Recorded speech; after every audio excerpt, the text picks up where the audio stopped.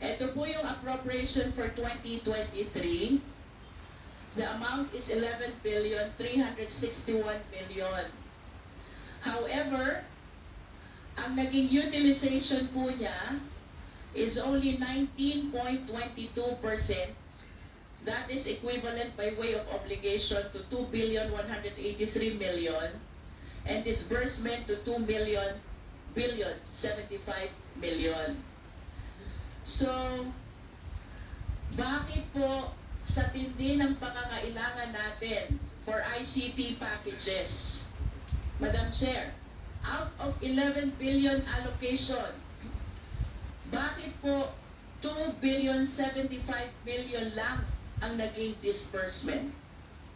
Can we hear from them? Please answer the question. May we direct Director Pitala to Okay. answer, please. Thank you very much, sir. Ma'am, for the 2023, when the new administration came in, the priority was the continuing 2022. That's why for 2022 funds, we have the 92% obligation. Now, yung 2023, ma'am, tumawid ngayon siya na 2024. So right now... Madam Chair, if I may interrupt, Okay. parang ang hirap pong i-appreciate nung naging explanation nyo na ang priority nyo is continuing, which is the budget from 2022. Why therefore did you request for 11 billion for 2023?